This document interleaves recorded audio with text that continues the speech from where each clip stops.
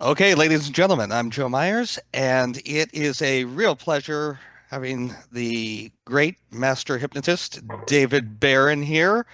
Uh, we're going to go into a deep dive into a concept that's helped people break free from, lack of a better term, mediocrity, and it's helped them live with a purpose. David calls it the motivational imperative. Welcome, David. All right. Thank you so much. Yeah, what I want to do, first of all, I'm going to break this into four different sections. And at the end of each section, I'll pause. If you have questions, of course, you can type them in there, or you can unmute yourself or and raise your hand, whatever you like to ask these questions. The sections are going to be first about what is a motivational imperative. So I'll get a good description of that for you. We're going to talk about how to discover your own motivational imperative. And then once you discover it, how to install it and actually make it a motivational imperative. So it's less of a concept and more something you really feel.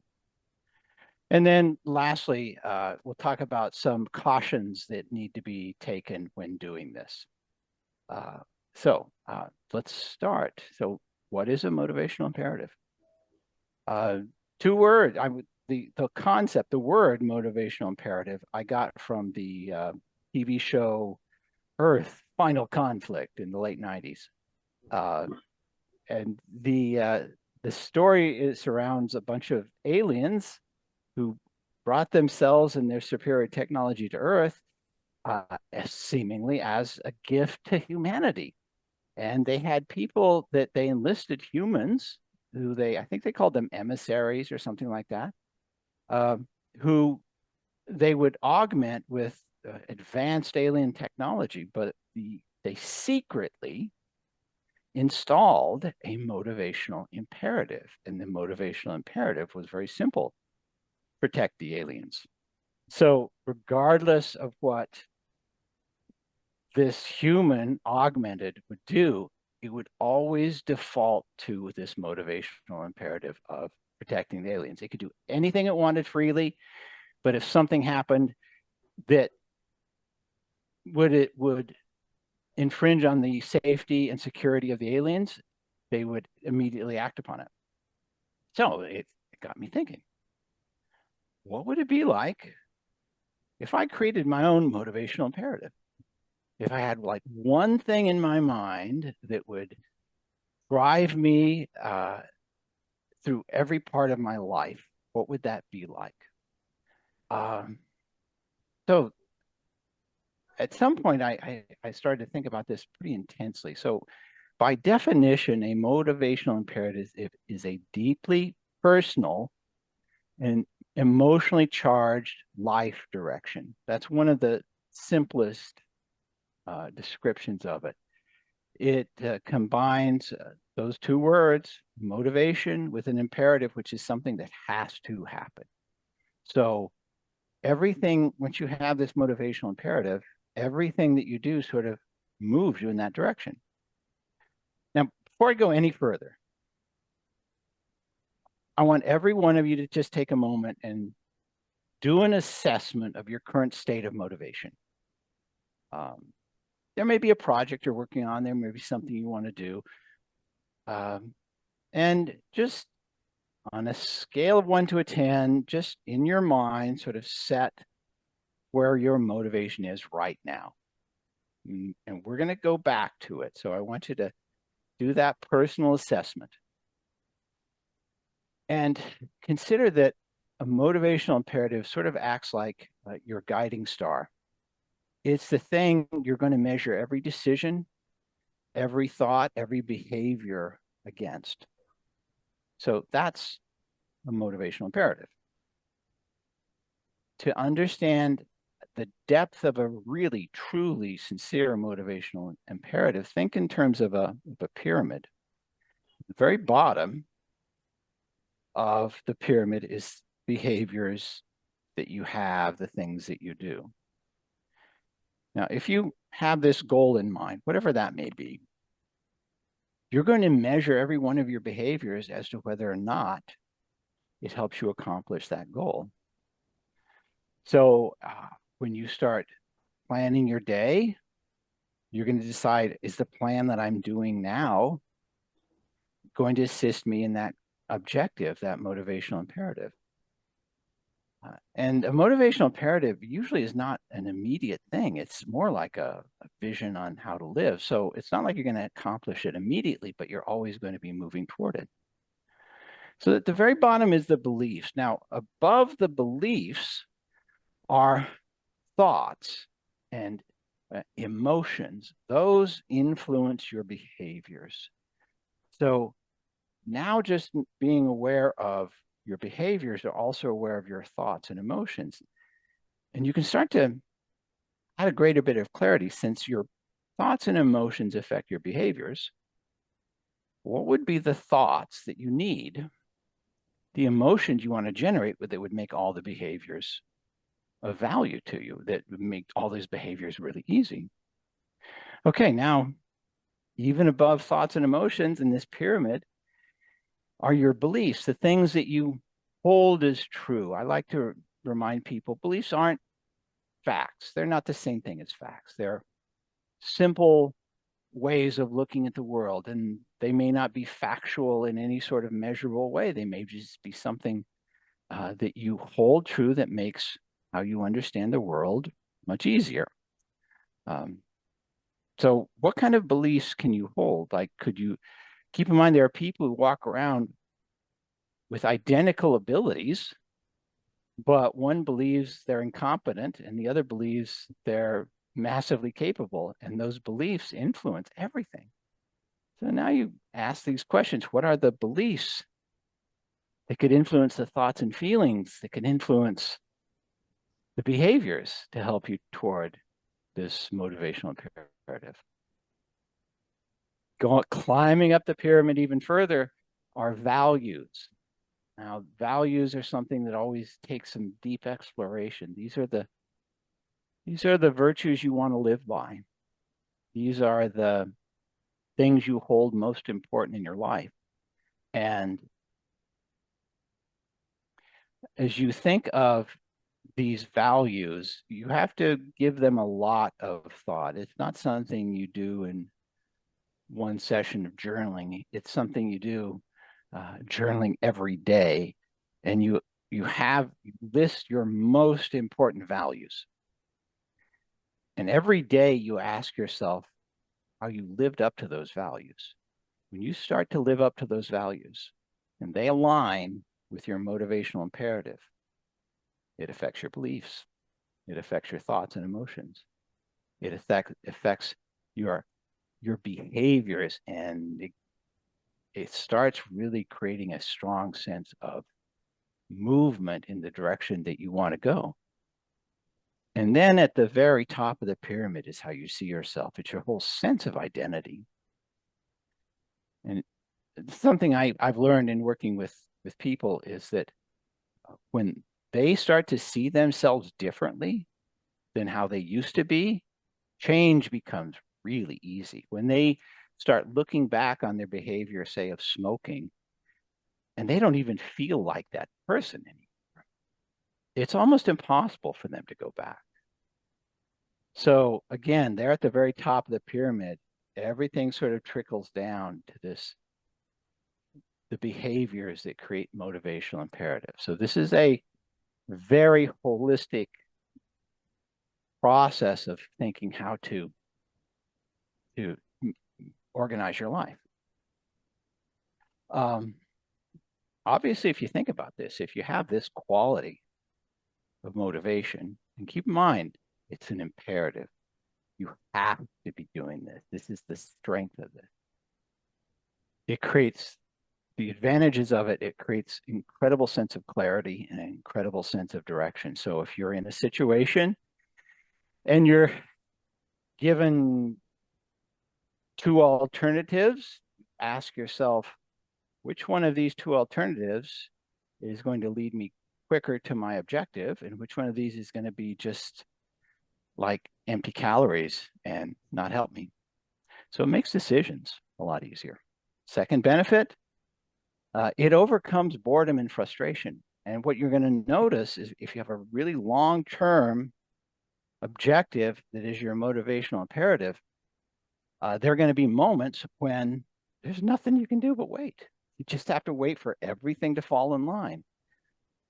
And this would normally cause frustration, but because you've set this as something absolutely certain, it creates an incredible sense of patience. And as far as boredom, there's always resources you can start to build. You can read books, you can uh, take a side job that maybe gives you a little more resources financially.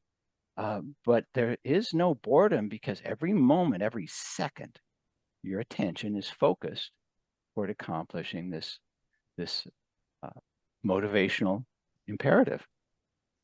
It also creates a sense of resilience. So you will find that as you're on this journey trying to accomplish this one big thing, uh, things don't happen the way you would like them to, as much as you plan, as much as you're motivated.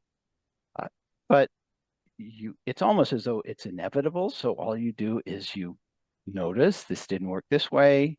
Okay, my plan might be mildly delayed, but it's still a certainty to accomplish. You just keep going. And I want you to imagine how this would affect the people around you. You have an incredible amount of patience. You have an incredible amount of focus. You have an incredible amount of passion. It gets really infectious for those people that are around you. The end result is you tend to have more energy. Now, that doesn't mean you neglect sleep. I encourage you to balance your life. But that is the essence of a motivational imperative. Now, so I want you to consider this, and I want you to think about if there are any questions you have on this. Just consider it. We're going to talk in a moment about ways of sort of unraveling and figuring out what would be your best motivational imperative. So, Joe, any comments, observation? Anyone else here? Raise a hand or post something in the comments. Well, David, I couldn't help but think of, the old story where they had this class and they divided it up, and told the teacher and told the kids, this group is extremely gifted, and here we have the average. And of course, the gifted, they, you know, uh, thrived, and the average, just stayed basically stagnant. It's rather a cruel experiment, but at the end, you discovered they were all the same, and it was just placing the expectations there. Would you say that's a fair analogy? That's very true. Another story similar to that. It's a fiction story, but it's a story of a man, just an ordinary man who decides to spend some money to visit a gypsy, and the gypsy looks into a crystal ball and examines his palm and says, "You are the reincarnation of Napoleon. You have within you the power to control nations." And this builds up in this guy's sense, and he believes it. And when he leaves, things change. He demonstrates a sense of confidence. He acts with a sense of certainty. He's unbothered by distractions, only to find out that the gypsy was arrested for conning people, and she said the same thing to everybody, but he believed it. That's So one of the things, like with regression therapy. Everyone's, Napoleon or, a czar. I've never met anyone who said, my God, I was the best maid there ever could have been. I was a rice farmer who died in poverty. Yes, I remember that. Yeah, exactly. So yeah, okay, we can proceed now. Does anyone want to raise their hand or have any questions about this so far? Yes, Alex, All right. unmute yourself. There we go. Okay. You can hear me, yeah? Yes. That's good. By the way, this book, like the other one, Building Your Cult, constant companion, though I've got to admit, I'm puzzled why the cover turned out this way instead of the one that I've got on the PDF. But Yes, yeah, that was, you got an early version of the cover. You can get, those who are interested, the book's available on Amazon, so you can order it there. So yeah, I've just seen here the power of the placebo. There is no placebo effect about having a motivational imperative. A motivational imperative can drive you just like it can drive a mushroom through a foot-thick slab of concrete. So this, you can see the fruiting body, and you know that there's one thick bunch of mycelium sitting there in that concrete, and it's somebody else's dry rot, but that's not relevant. The point is, it's that power that can push people to, I don't know, what was it, the thing of the Incredible Hulk series with Bill Bixby, to actually put your hands under the car and just flip it over and then turn green and be a big menace around the place. But there you go. That was Lou Ferrigno, and he was kind of cool. But yeah, motivational imperative is real, because I think that the Gautama Buddha once said it about 2,500 years ago, with our thoughts we make the world. And for some people, with their thoughts, they ruled the world. And we're talking here people like Buzz Aldrin, Neil Armstrong, and Rosalind Franklin, and their motivational imperative was to discover. And there were all other people like Mozart, whose motivational imperative was to create, and it drove them. So history regarded them as geniuses, but they were in fact driven to a point that most normal people would consider madness. But what most people do, they're just living their ordinary lives, stumbling from crisis to crisis. Whereas people like that, they're driven to leap forward to whatever else awaits them. And those people with a motivational imperative, a crisis is only, at the very least, it's a delay or a detour. That's all. They deal with it. They take whatever time is necessary. Their patience is almost Olympian, because they're just going to get their goal, and they just keep going. Is there anything else, Alex? No, that'll be it. Apart from thank you for the book. It's brilliant. It's marvelous. Thank you so much. All right, so let's talk about how to discover your motivational imperative. A motivational imperative, as its simplest, is a goal, but that's pretty simple. A goal, a short-term goal, is very finite, and when you find a finite goal, and you push yourself toward a motivational imperative. Once you accomplish it, it's like, okay, now what? And I am reminded of, I think it was Buzz Aldrin, who came back the second person to place his foot on the moon. He came back having accomplished his goal, and he went into depression. What do you do when you've accomplished the greatest goal you've ever accomplished in life? Well, that's worth considering. So you can also have, you can embody a quality of life. That's also a motivational imperative. This would cover your entire lifespan. So you start to ask yourself, what would be the person I want to be? What would be the values I demonstrate every day? How am I going to behave in the most challenging experiences in life? What's the best version of myself I can bring every moment to this life? And then if you want to go further, you can think of a motivational imperative as something that is generational or legacy imperative. In other words, you don't just want to accomplish one thing. You don't just want to be a type of person. You want to leave the world impacted, or at the very least, the people you care about impacted. So think about those things as you start to develop your motivational imperative. Some things that you can consider are simply those things that are already important to you. What are your values? What are the things you want to live by? What are the situations in your life you want to nourish or you want to improve or just make slightly better? And how can you change those values if they're necessary to change so they direct you towards something that's important? And then other ways of deciding a motivational imperative is you can look to your past. I've told the story. I must have been 10 years old when I saw a hypnotist at the county fair and thought that would be cool. And that always stayed with me.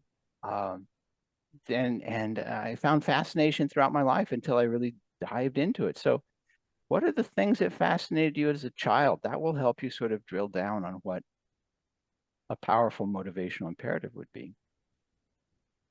Revisit moments of wonder and awe and curiosity. So think of those times when you were just overwhelmed with a sense of wonder and awe. If you threw yourself into that situation or into that field of study, you would be able to revivify that sense of awe and wonder. I think of Terence Tao, a mathematician who was a child genius at math. He's one of the leading mathematicians around. He was always driven for this love of mathematics ever since he was a child. I think he got a PhD when he was 13 or something like that. Consider what you've always returned to over the years. So there'll be times for some people, they go off in one direction, but they always come back to something that fascinates them. So if any of those questions sort of help you narrow down the things that you would want to be most fascinated and create a motivational imperative, do that. There's also what I like to call the deathbed meditation. So imagine you have 1 hour left to live, and you get to ask yourself, okay, what regrets do I have? What do I wish I had done that I didn't do? What do you wish you had pursued? And as you think about this, write down your insights. This will give you some direction. And now, once you use those as sort of your inspiration, it's important to write down your motivational imperative, what that is. Use very strong, emotionally resonant language. So mine is, for me, to make the world slightly better. Slightly better is very subjective, but I'll take whatever I can get. Another way of describing emotional motivational imperative is to say, I want to ensure clean water is available to the underserved. Or there are those people who want to make artificial intelligence available to everybody because they believe it will change the world. If you think a lot of those tech bros who have lots of resources and are out there doing, incredible things, yeah, I don't know if they've articulated their motivational imperative, but they're certainly being driven by one. So that's how you start to think of your motivational imperative. What I'd like you to do is we're going to move on to how to install a motivational imperative. So I want to take a moment and pause. If you would, and you want to type it in the chat, give me some ideas of what could be a motivational imperative, either for you or for anyone for that matter. And Joe, if you have any questions, go ahead and add your comments. Oh, well, the next one was going to be you just addressed it, because I mean, it's a very deep process. And well, one of them is this something that someone just does once, they have their notebook and go, or would you think this is something that you have to reevaluate, on whether it be a weekly, monthly basis, just to get that clarity? My recommendation is this is something you do every day. In fact, Okay. my recommendation is you do this throughout the day. Again, you're always deciding, okay, I could go do this job, or you could, go over and grab some candy. Which one of these things is going to lead you further away from and or closer to your ultimate motivational imperative? Um, and so it's something you're working to put right in the front of your mind, but not go crazy. And I'll talk about how to not go crazy about this. I would recommend that if you value this in any sort of way, you just start a daily journal to think about those things that are important to you, the things you want to accomplish, the values you want to live by, and the goals along the way that are going to head you in that direction. So I would say you do this daily is, I think, a low bar, but you could do it a couple times a week. But I insist on you're constantly hammering it into your head. But it feels good because you know like you're doing something right and powerful and positive. So is there any other comments here? All right. Well, I guess that leads to, well, Alex here. There we go. Just disappeared. Okay, we have a couple of good ones.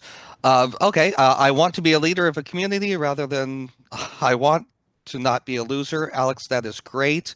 Yes. Hamer, to bring hope to as many people suffering middle-aged mediocrity as possible. Okay. Thank you. That's another great one. So I guess, David. Let me comment on both of those. Okay. Okay. So Alex, I want to be a leader of a community. I want you to think about your definition of a community and your definition of a leader and clarify that to the best of your ability. So you want to find the community that would give you the most joy to serve. And you want to find your definition of a leader that you would feel just compelled to become. Each of those things take a lot of thought and meditation and sometimes revisiting. And you'll find over time, your definition is going to change because you may find, I want to say someone said he wants to be a leader of community. They build a social network or a church and they get deeply involved in it. They realize, wait, we're just having bureaucratic meetings. This is not what I wanted. I got to my community. I'm certainly a leader, but let me clarify a little bit more of what's going to help me guide this, fulfill this motivational imperative even further. So, yeah, I'm glad you mentioned those. To bring hope to as many suffering middle-aged mediocrity as possible. That's good. That's good. I like it. Nothing I would add to that. I would just say continue to meditate on that, Hammer. So I think that was great. Okay. Let's see. Anything else? Okay. We're going to move on. Well, David, I think that's the part, how do we install it deeply? And I know you use hypnosis as the way to do this. So if you could. Well, repetition. So if you have a phrase that defines your motivational imperative and you can feel the motivation, then you say it. You say it in your mind or aloud daily. You write on it on a regular basis. So if you've ever read Meditations by Marcus Aurelius, very inspiring, however, very repetitive. He wasn't writing for anybody but himself. So he said a lot of the things over and over and over again. That will be your journaling habit. Always work to link very positive emotions to this phrase. So that's the first thing. The next thing you do to install your motivational imperative is you design morning and evening rituals aligned with your motivational imperative. Typically, I think the very least morning and evening ritual is first, plan your day. Plan your day. Your evening ritual is assess how you did. And you just have this big feedback loop. You start off with, I'm going to do this today. And at the end of the day, you say, how did I do? Is there any change or modification I can do that's going to get me closer to my motivational imperative? Those are the minimum rituals you could do on a morning and evening basis. Visualize the anchors or the physical tokens if you have any of this motivational imperative. That's going to be very personal to you. So if there is an image that represents this, use that. You don't have to tell people what it is. In fact, I'd recommend maybe you don't, because if you give people the source of your power, they could kick it over and stomp on it. So just keep it personal for yourself. And lastly, create habits that demonstrate this commitment. So think of the things you would do on a regular basis. To make it a real habit, just make it part of your day. So it's like brushing your teeth. You do this. I had a guy once ask me how long I've been going to the gym. And I said, well, I've been going to the gym about 53 years. And he said, how do you stay motivated? I'm going, what do you mean motivated? I don't have to motivate myself to brush my teeth. I don't have to motivate myself to go to the gym. It's just what I do every day. So make it a habit. You can also use hypnosis. This can be just simple imagination exercises you do for yourself. Or if you want, you hire somebody who's good at hypnosis and you get inside their head. You have them get inside your head and build the emotions, the values, the feelings that you've laid out and link those to the behaviors. Okay. And the last thing is how to embody your motivational imperative. Your physical body is a demonstration of your life. If this motivational imperative is of value to you, demonstrate it in your behaviors, demonstrate it in your posture, demonstrate it in your silence, demonstrate it how you wear your clothes. Write your own motivational imperative on paper, read it aloud with conviction, and ask yourself to just start with your posture, to become that person that naturally demonstrates this path that you're on. So again, keeping in mind, at the very top of that pyramid is your sense of identity. When you start working on how you see yourself to embody this motivational imperative, things change. I am asked often, what should a hypnotist wear, to be a professional hypnotist? And I tell them, well, what would the most professional hypnotist in your area be wearing? Wear that. I tell people if they're going to start a hypnosis practice with the idea of being the preeminent person in your field there, so that no one, you're not going to compete against anyone. They're going to compete against you. Dress like that person. That's what you wear. And you start putting on your clothes and you realize, oh, I'm the professional hypnotist. So you're starting to embody that sense of identity. Okay, so let's sort of break this up a little bit further. I want to be a leader of a community. So write that down, clarify. Think of the emotional and positive feelings you want to link to that. On an morning and evening basis, reflect on it and assess everything you've done during that day at the end of the day.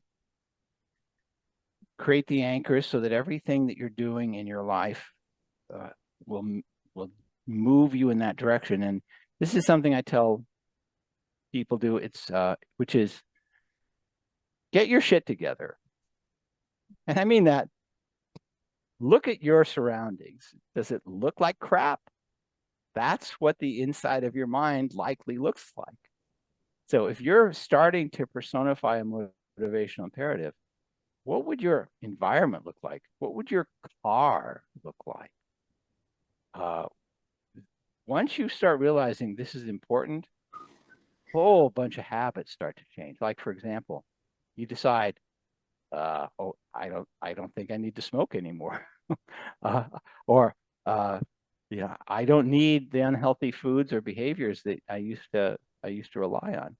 So again, make that all a part of your existence and your environment. So again, all of these are going to help you install a motivational imperative to you. It is a very active, does demand a lot of personal energy, but it also creates a lot of motivation and energy as well. With that, I want anyone who has questions to ask them. Joe, post in the chat if you like.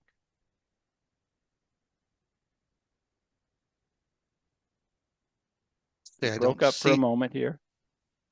Okay, you're good. I see your face moving. I'm Perfect. back. Yeah. Okay.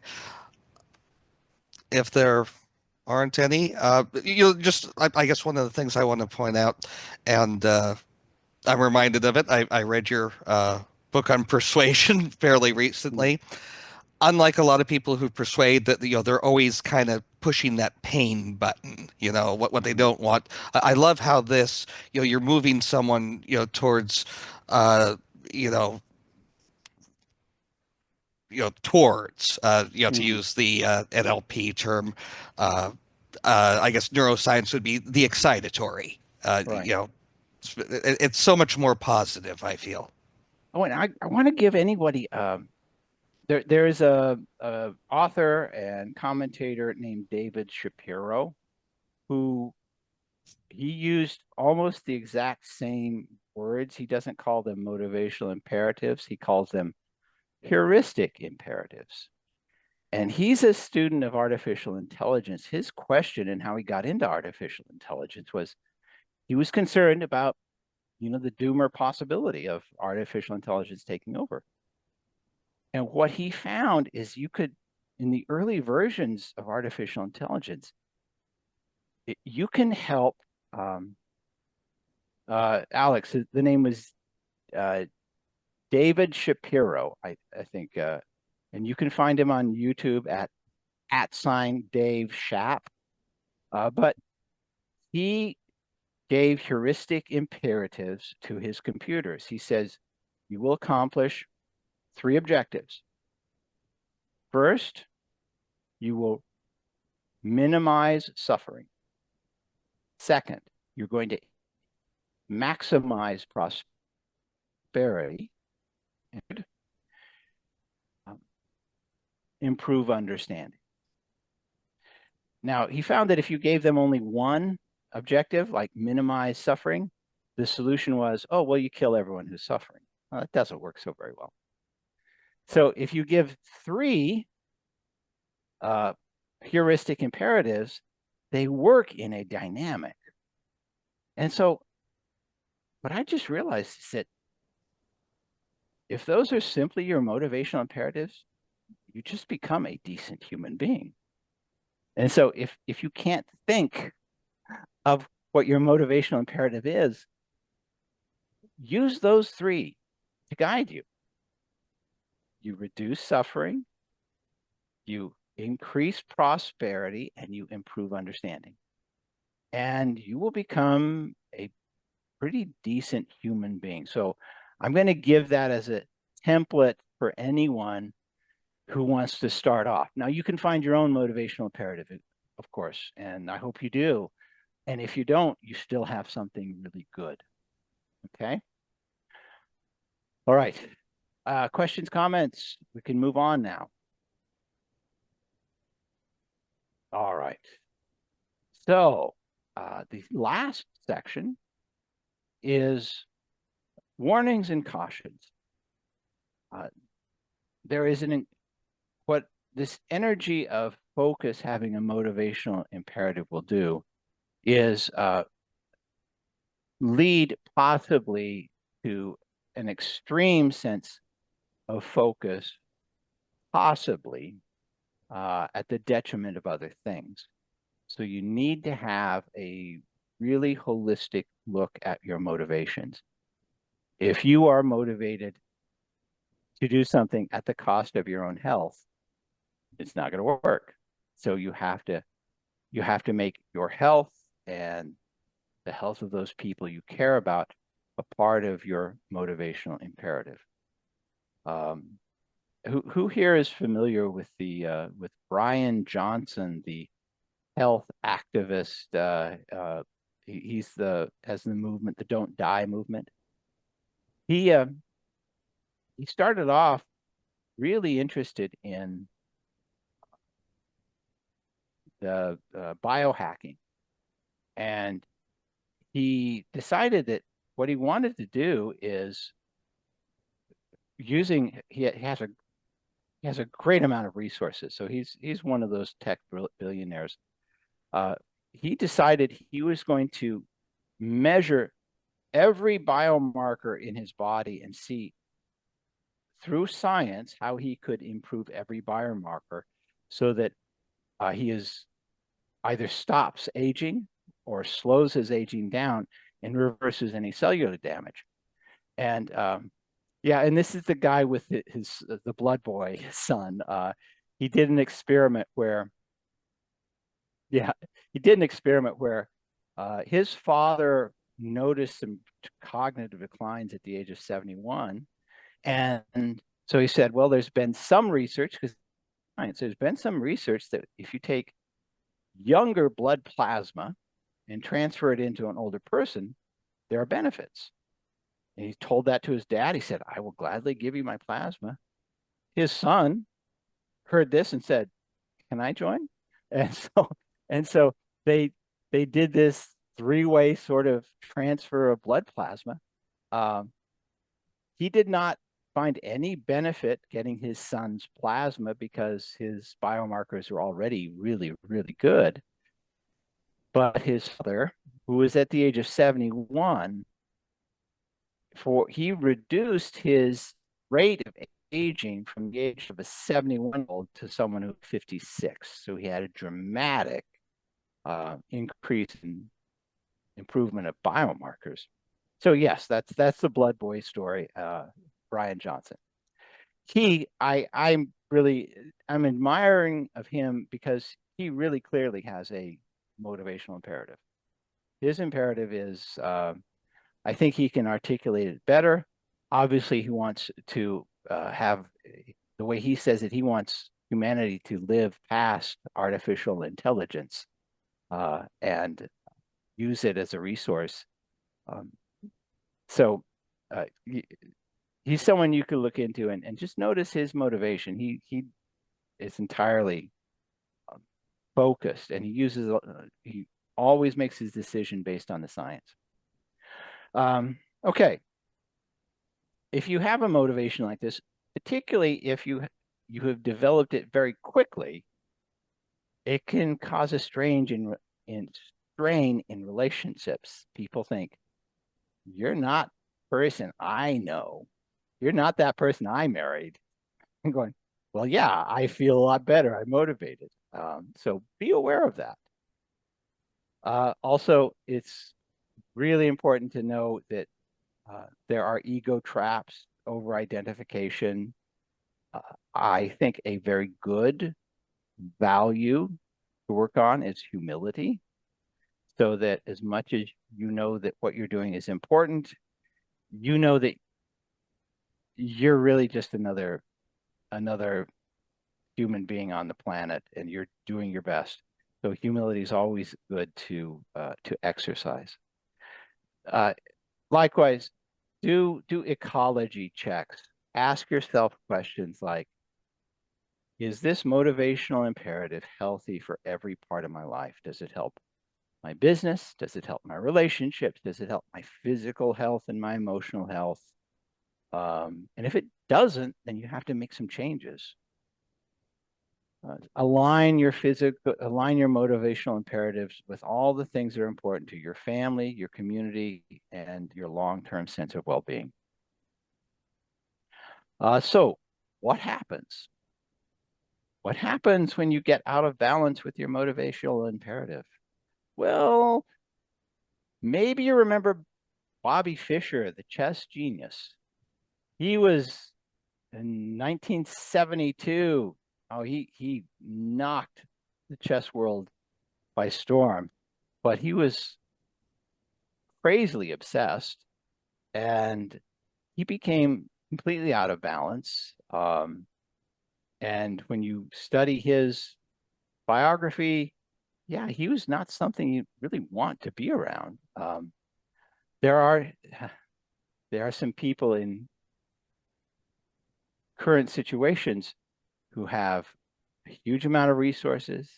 They are motivated very strongly. I'm thinking of one person who builds rockets and cars, and his goal is to save humanity, to get people on Mars. But he also has no one to keep him in check. And the result is he gets weird. One of the things you can do is, and it's sort of painful and humbling to do, but it's important, is if you fear you might be going too far out of bound, you assign someone to take the position of what's called an insubordinate. It's a position in which it's someone you trust who can tell you anything and tell you without consequence that you are full of shit, and tell you why you're full of shit, and tell you what's going to get wrong. And you have to make this agreement. You'll accept this objectively and without insult if that happens. There was a group that enlisted this position as to the leaders, that they all have to have an insubordinate. You can think of it as a court jester, because your court jester had that ability to advise the king and make fun of him and make him look ridiculous and tell him when he's wrong. So that's the office of the insubordinate. Let's see.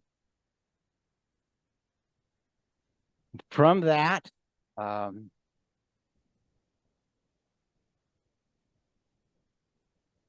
okay, a couple of quotes. It's never too early to start beefing up your obituary. To think about that. Okay. Lastly, any last questions? Insubordinate is a chaos magic term. That's correct. It is. So what I want to sort of, any last questions? Any texts, messages? Okay. All right. And lastly, I want you to take a moment to pause and reflect upon everything you've learned here, and just notice now what your motivation is since we started. When you think about it, what are the thoughts? What are the feelings? When you think about the things that are important to you, what do you notice that's different? And Anyone have any comments, first of all? Joe, you can start. Oh, I was just thinking, how much more enjoyable, would life be if we all had our own Don Rickles hanging around us, to keep us in line. Oh my goodness, yeah, yeah. Okay, Hammer asks, how do you get out of your own way long enough to make it work? You don't stop. That's the honest truth. You just don't stop. I I tell this to my clients. If you have an objective in mind, just don't give up. You don't need a hypnotist to quit smoking. You just have to not give up. And that's what people sometimes do. They quit for a month and they have a cigarette and they think they failed. And I'm going, good God, you quit for a month. That's not a failure. That's you had a cigarette. That was a lesson. That's a lesson. You learn from it. There's no failure. There's only feedback. You just don't give up. So you get out of your own way by living your life and not giving up. Okay. And Richard says, I've been there and it's good to have someone who you trust no matter what. Yeah, very good. Very good. Oh, and someone says they, it's giving them goosebumps. That's the appropriate response I would like you to have. Okay. Please feel free to, I'm going to give you my website and email address. You can go to Mind Control Publishing. Joe and I are working on a 4-day seminar that's tentatively in June, but depending on response, we may move it out. It is there to really sort of help people become incredibly good hypnotists at helping people, but also if you come there wanting to install your motivational imperative, we will do it. That will be our objective. So it's there not just to help you learn to be a good hypnotist, but help you make changes in any direction you want to make. That's there on my website, Mind Control Publishing. It's in the sections of products called seminars. You can reach me at my email address, which is mindcontrolismybusiness@gmail.com. And likewise, if you're interested in the book, Motivational Imperative, just go to Amazon. You can grab it there. I would love to have your response. Any last words, Joe? Well, this has just been a hell of a lot of fun. This was a great topic. I hope everyone's enjoyed it. I know I have. Okay. Kind of last questions. If not, I Okay. guess we'll be seeing you with a new topic, same bat time, same bat channel. Yep. What I'm doing specifically is for those of you who are watching this on YouTube and going all the way to end, first of all, thank you. You sacrificed an entire hour of your life to listen to me. I thank you very much. Oh, If you want more information, send me an email and we'll go from there. Joe, you had something else. I just want to point this out. Great question from Alex. Would you come up with a second edition of Motivational Imperative if the impulse were there? I don't know. Honestly, writing Motivational Imperative was sort of divine inspiration. It's like, I know I was holding the pen, so to speak, but where it was coming from, it was hard to say. And that's pretty much the only thing that would guide me to do anything more. I will certainly promote the book that I have further. Thank you very much, Alex. All right. Lastly, because you're here, you're not somewhere else. So you made a sacrifice. I deeply appreciate that sacrifice to be here. And I will be here in a week to the hour, and we'll do it again. We'll figure out another really great topic. So thank you so much. Please take care. Thank you. Thank you, guys. Been wonderful.